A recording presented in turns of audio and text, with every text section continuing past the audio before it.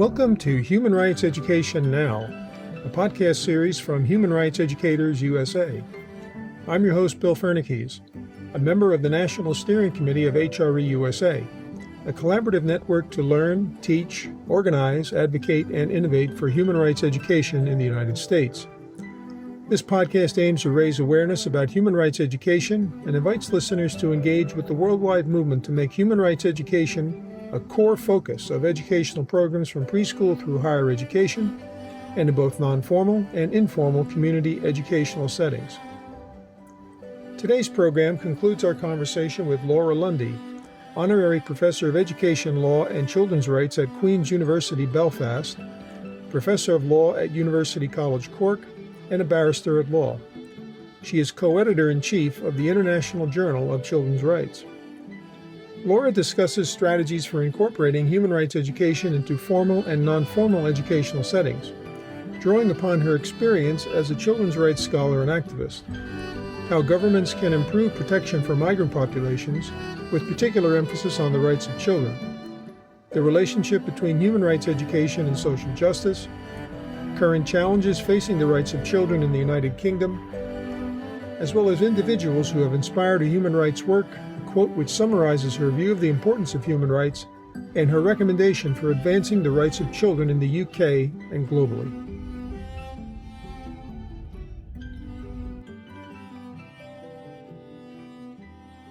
Well, let's take one of the most daunting challenges in the world today, which is stateless children.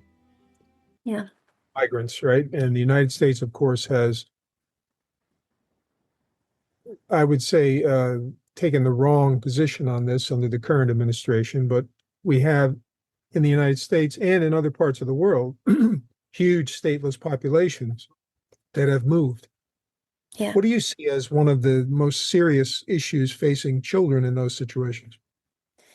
Well, I'm not an expert on child migration, but I mean, I obviously I'm also editor of the International Journal of Children's Rights, and I read a lot on this from our submissions. I have a lot to say, but I'll try to keep it short. I suppose one of the things that I would say is that we know that the very act of leaving, particularly if they're unaccompanied, makes them really open to abuse and harm. I am deliberately avoiding the word vulnerable because I critique that notion of vulnerability, because often when we talk to children, like the children in detention or children in institutions of migration, they're incredibly strong and resilient beyond what you could ever expect. So I don't like labeling them as vulnerable, but they are vulnerable to harm. They're not vulnerable in themselves. Let's say it that way. I say they're vulnerabilized. They're vulnerabilized by bad systems, by others, their dependency. But, when I was thinking about it, I won't speak to that because it's not my expertise, and there are many people who are expert on the rights of those children. What we see, and I'm going to talk about Europe, is that in the Convention on the Rights of the Child, there is a broad obligation for nations to support other nations. And these children don't come because they want to come. They come because it's not tolerable to stay at home for whatever reason. They can't survive. It's usually economic or it's unsafe. And often what's unsafe has been created by us. It could be climate. It could be war, and it's the child rights position is, the ideal child rights position is that those children never need to leave their homes, and that we look at the conditions that they are living in, and the world has that collective response, which is provided for in the Convention on the Rights of the Child, to address the issues so that they don't need to put themselves in the kinds of dangers that they do to escape something worse. That to me is the strongest child rights position on it, but we're not very good at that. Well, it's not only, I think you're right, but let me say that it seems to me that certain governments take the position that they're basically dehumanizing them. For sure. And viewing them as, for lack of a better term, surplus. And we don't need them. Recently in the United States, there were articles published about, children 6 years old being deported. And what I think you're suggesting, which is very important, is that we have to change the conversation. And I think the media, by the way, has not done a good job with this at all. They really don't Yeah. focus on the idea of rights or children. They usually just talk about them as, well, somebody's deported, but they don't ever get into the conversation we're having today. I think, children who are immigrants, asylum seekers, refugees, children who are in conflict with the law, what we have found in our work is that it's palatable to use rights language with certain children and not palatable to use it for others. And those two groups suffer from that. People don't want to see them as rights holders, or they actually actively think that they have somehow, forfeited their rights by, their actions if they are in conflict with the law, or by leaving, coming illegally, even though it's not illegal. So there's a lack of tolerance for seeing them as rights holders, and those two groups in particular, I think, suffer from that. And we see it in our work on incorporation of the Convention and law. We saw that even in countries which are very happy and comfortable with children's rights, they tend not to give the same rights, for example, to those two groups of children. And the one principle that often gets dropped, particularly for children in migration, is the best interest principle. So the best interest principle, are the rights of the child a primary consideration, is easily overridden by other public interest in not having them, not making sure they can stay with their parents. So a lot of the we didn't mention the Committee on the Rights of the Child. I didn't get back to it, apologies. But a lot of the litigation or the cases that have gone to the Committee on the Rights of the Child under the Option Protocol 4 are migration cases. And countries really, these bigger, broader public economic interests are seen to outweigh the interests of individual children. And it's seen to be legitimate. But can I just mention the committee, because you did mention them? What difference has it made? It's made tons of difference. I had a wonderful conversation last week with a woman called Gerison Lansdown, who you may or may not have heard of, but she is the quiet hero of the child rights movement. She's a child rights consultant who has written many of the general comments that we all use all the time, and a really good friend of mine. And we were having this very conversation, and she's putting together a portfolio of evidence. And at the summer school we were at last week, she was making the point there are things that we now take for granted because of the convention that we didn't. So again, this is controversial in the United States, but physical punishment of children in the home. It didn't even make it into the convention. It was that controversial. It did not have acceptance. But the committee has quietly chipped away at countries saying you need to ban physical punishment in all settings, Children, again, it's not the same in the States, but the idea that children should not be detained with adults had no purchase. It was quite common to throw children into adult jails. Now that, again, chipping away, you can't do that. You literally can't. You're not meant to do that unless it's in their interests, which there are exceptions. So there are many ways, and in individual countries you can look and see things that have actually changed, but it's a broader psyche. And the best example I think probably is child participation in some ways in my world. It's that idea that that you actually are supposed to engage with children, whether that's individually or collectively. It wasn't. It's still massively resisted, but it has also changed incredibly, even in the last 10 years. Let me shift over to the idea of trying to address the issue of children's rights education in the formal education sector and in non-formal education. Yeah. What are some of the barriers you've encountered and some of the successes? Yeah, we did. We carried out a study a few years back for UNICEF on that. We compared countries on child rights education. And you won't be surprised. It's not that different to anything or human rights education about, that if it's not formally part of the curriculum, it's affected by where it appears. It often is discretionary. It often is. Children are still often taught about the rights of others, in Africa, for example, but not their own human rights. My own position, I've written a piece on this in the Human Rights Education Review with Gabriela Martinez-Sens. And my position there is, and I don't know, you can argue back with me here, okay? But I worry that human rights educators have been very dismissive of the law here. And in this piece, we wrote about the role of law And I worry that some human rights education has been very pejorative about law, making out that, the law is just teaching them the numbers, but not actually teaching them anything that's transformative.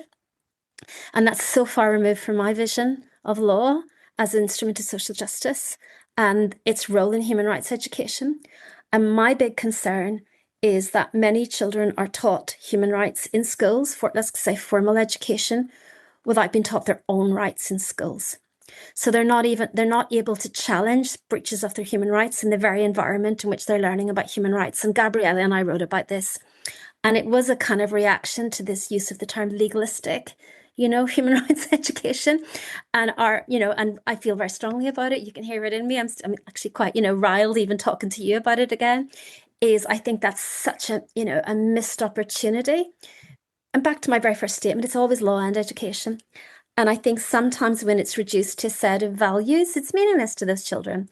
I used to go into, when I was a young law student, I went into schools and ran a law in the community program, and they didn't want to know about dignity and respect and big values. They wanted to know what they could do if their teacher kicked them out of the class. They wanted to know what they could do if they were expelled. They wanted to know how they could get help with their learning whenever that's what they want to know.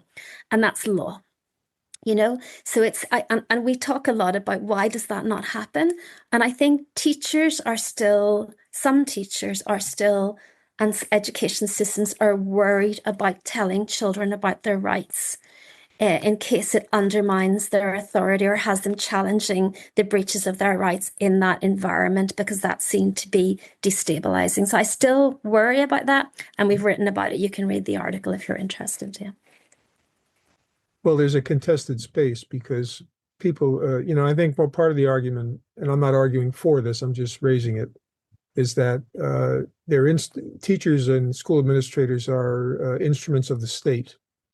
Yeah. Being instruments of the state, are they obligated to teach what the state wants, or they also have academic freedom to enhance democracy by having students learn their rights? I would certainly argue for the latter, but I also understand that there are people who disagree with that. But in your case, I think you're making a very important point. My own experience with human rights education is that you need to study the law. But I think the thing we didn't do was study the law locally. Yeah, exactly. We studied the United Nations conventions. We studied international law, but we didn't do enough looking at, and I just live in New Jersey. Well, what are the rights of students in New Jersey? Exactly. Do enough in that regard. So I think you're making a very good point. Let me move on then to another question about a topic that I think has come up in every conversation that I've had for the last few years, and that's social justice. How do you conceptualize the connections in your own work between social justice and human rights education, specifically with children? Yeah, I suppose I haven't specifically ever done that. I think I've been like a lot of academics, I think, in a way, that I'm put into this broad field in the school that I'm in Queens, for instance, where we have this broad social justice theme. And of course, you can be against social justice, motherhood and apple pie, but it's what you mean by that. And I think where I'm a slightly awkward fit is that, of course, that I have always interpreted social justice within the broader legal human rights frame. It's my take on it, and so while there's a huge amount of overlap, it's always about dignity, equality, and respect for the worth of the human person, the fundamental human rights principles, and then how they're articulated. And for me, it's then not just what those principles are, because we know they're politically contested and they're imperfect. It's how you use them. And that's the law element, which is back to the point I made before about, children in schools. So that's how I do it. And then where do I put human rights education in that? It's to me, they're, human rights education and children's enjoyment of human rights are two sides of the one coin. They literally can't enjoy them if they don't know them, and they don't know how to claim them and exercise them. And likewise, it's flip the coin the other way. How do they learn about human rights? And that is one of the point where, and you said about their, teachers being, the agents of the state. My take on that is slightly different. That makes them duty bearers, you know. They are literally, they are the state. So it's their job to do the rights that the state has promised. So I think, to me, my mission in some ways of my life's work has often been about how do we ensure that schools themselves are contexts in which children learn about their human rights through enjoying them. You know, that form of human rights education, as opposed to being taught what they are, that actually they're treated with dignity, equality, and respect, whether that's in disciplinary processes, whether that means that they're safe from bullying and other harms, whether, you know, their curriculum is respectful of their culture. Those are all human rights, and schools are a really important delivery mechanism, and therefore a human rights educator in the round and the practice. All right, so let's focus in on that. Thinking about the UK today, if you had to say there was one overriding challenge you had to deal with Yeah. about children's rights, what would it be? I mean, in theory, I should say listen to children, because I argue my life's work in some ways arguing that, you know, this is not just a right in itself, but a means to the realization of all other human rights. So I'll stick with that one, but I want to say something else about what erodes. I think definitely if we could engage with children, we would change things. But what makes it very difficult to change things is the kind of structural rights. And that is essentially, and it's the same in the United States and anywhere else you go, it's child poverty. And it's essentially making sure that all children have a right to an adequate standard of living. It has to be the single biggest eroder of rights, because where children are living in contexts of poverty, it's really, really difficult to enjoy not just socioeconomic rights, like, you know, the right to, you know, food and, you know, shelter and all of the things that are obvious with poverty. But if they go to school hungry, you know, and they can't concentrate, if they're having to work, you know, to support all of those things. So I think essentially, you know, we know, you know, worldwide, and why do children migrate? Why are these things happening? It's, you know, child poverty is to me the single biggest cross-cutting overriding issue. Now, it's interesting you mentioned that, because Martin Luther King, at the end of his life, really was focused on a human rights campaign, not on a civil rights campaign. Yeah. He argued that we have to have a full range of rights, and it's not good enough just to be able to not have to go to segregated bathrooms. It was important to have the Excellent. opportunity to be able to realize a full life. Are there people in the United Kingdom today who adamantly oppose the vision you have? Um, yes, of course there are, you know, of course they are. And they're okay, I'm not a political commentator, but I do think they draw an awful lot of their discourse from the United States. You know, there's a playbook, and that playbook, I think, originates in the United States, and it's now been used. We know it's been used all over the world, particularly Eastern Europe and Africa. And it comes, you know, and that playbook is this libertarian philosophy. It's, you know, you're on your own, it's the individual, not society. It's parental fault, you know, that the state doesn't play a role, you know, and that is actually very far removed from a typical European vision, you know, of the role of the state, the role of society, you know, the need to protect, you know, one to protect all of that is very different. And I think it's getting eroded, even in countries where it would, you know, for many years, including the UK, had been, you know, been our psyche, you know, the welfare state, the NHS, you know, health free at the point of, you know, we still have it just about, you know, but there are lots of people in the UK who are now basically, you know, working towards privatization and the idea that it's up to you. And if you can't provide for your children, that's on you. The state doesn't have a role here. You know, if you can't, you know, that we should have our health system is not sustainable, therefore we have to privatize. It's very hard to watch when you've grown up as like an excellent product of the welfare state that, you know, that was, you know. So yeah, there are many people, you know, people with power. Well, what's interesting in today's New York Times, there's a front page article about the fragility of the safety net in the United States and how people are going to be I think, having a rude awakening when they Do you lose have a jobs. safety net, Bill? I don't think there is a safety net. I mean, It's very, I my, mean, it varies. It varies from one place to does the it? next. But Okay. It's this always place, felt to me you yeah, don't have one, you no, know? it's differentiated. I think, as an example, the United States has very few protections for displaced workers. Yeah, And yeah, so people who are going to lose their jobs due to the current economic policies are yeah, not going to find an awful lot of support. And I yeah. think what you're talking about is a very unfortunate development. Hopefully, in the United States, where there still is a lot of progressive thinking, but not in Of power, course, yeah, yeah, that can hopefully serve as a counterbalance to the current yeah. administration's view. But it's the very same people, and I mean, maybe we do conclude here, but it's the very same people who are promoting those kinds of policies are the people that we know are most anti human rights and in particular child rights. You know, Correct. and often the way that that is undermined is back to something I said at the very start, that it's undermined under the cloak of parental rights and parental responsibility. And that's used, to undermine, the child rights movements wherever they are. And it feels to me it's even more important that we continue to see children obviously connected to the parents and dependent on parents. Parents are rights holders and duty bearers as well. But it's that they are independent, autonomous rights holders with a distinctive set of rights. And even especially when things are in crisis, in conflict, in COVID, and the impacts of climate change, everything that we're seeing that's happening, that's impacting. And remember, it always impacts children more. Every crisis has enhanced impacts on children.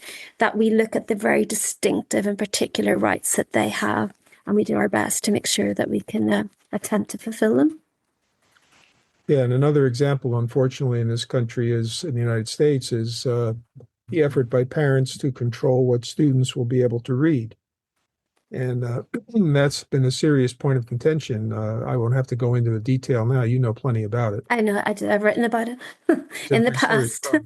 Yeah, in the past. It's happening again in Europe as well. Again, we are, there's a playbook and we're starting to get that, what's acceptable and what's not. And I mean, I have a wonderful PhD student who's doing work currently in Brooklyn, and her PhD is on children's right to seek, receive, and impart information, taken from the American Constitution, of course, and working its way through to the Convention on Rights of the Child, and where you're supposed to be good civil and political rights, you know, and looking at that idea of, what children, what information do children want? What does that look like?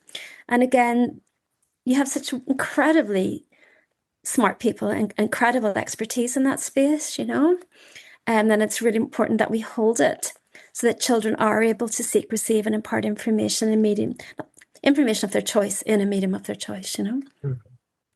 Well, let's turn to our final few questions. So the first one is this. Who would be the most influential role model for your work in human and children's rights? Oh my goodness.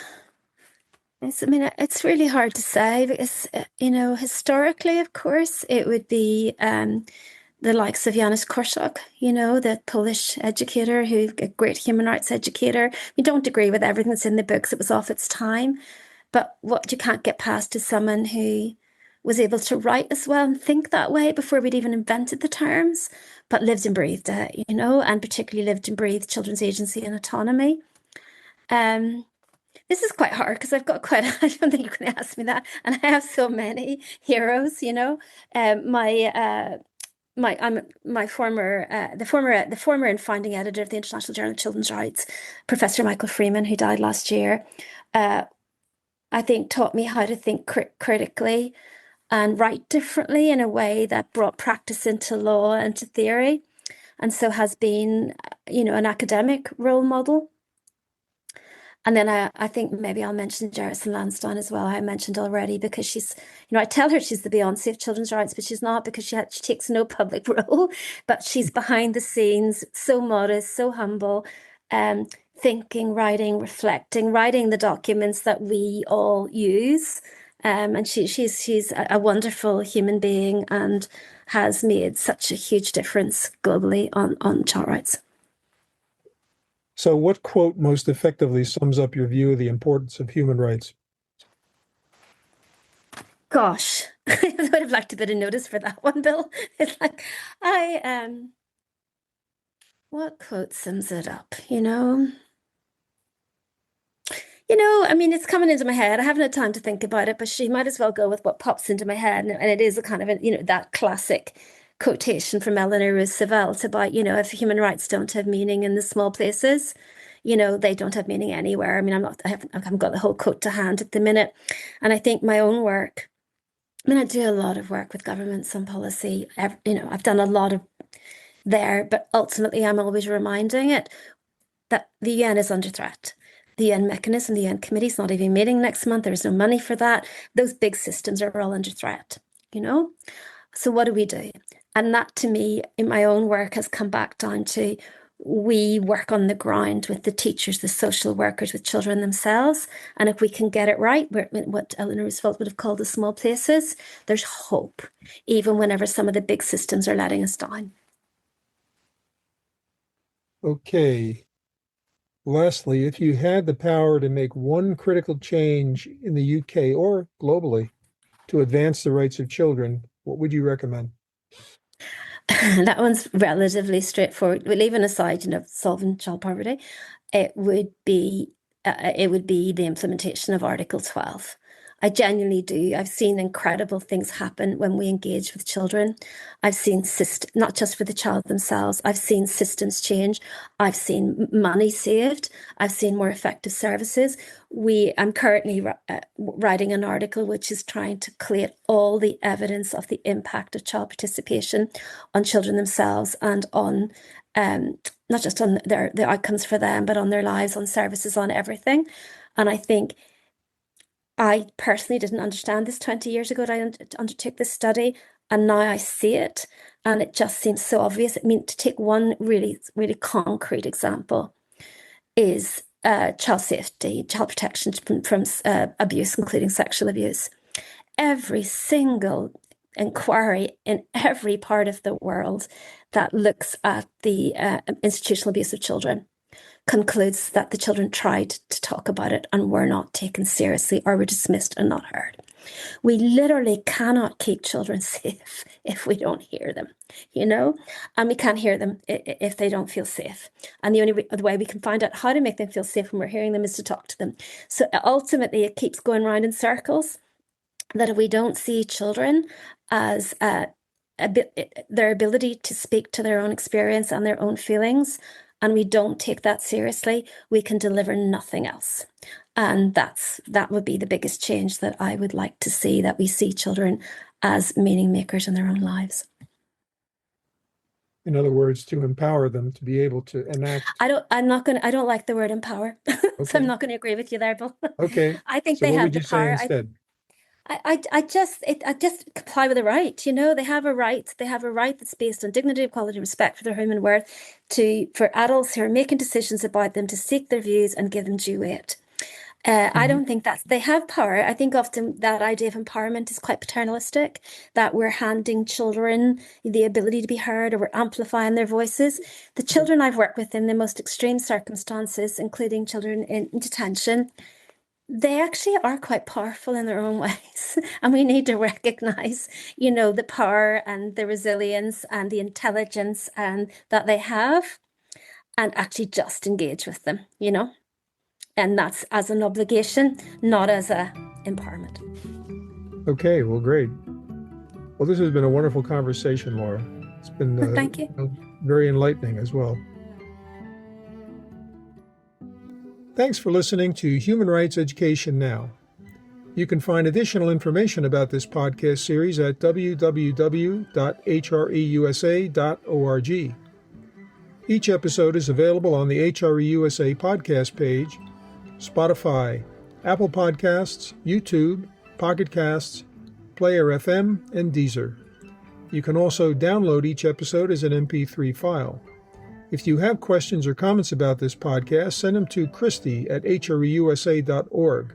That's KRISTI at hreusa.org. Our podcast team includes producer and editor Bill Fernikes, executive producer Christy Redelius-Palmer, editor Elizabeth Schwab, sound designer and project manager Sabrina Sanchez, Communications and Public Outreach Coordinator Tia Hins, and Production Coordinator Jasmine Chizu Gota. Human Rights Education Now is a production of Human Rights Educators USA, a project of the Center for Transformative Action in Ithaca, New York.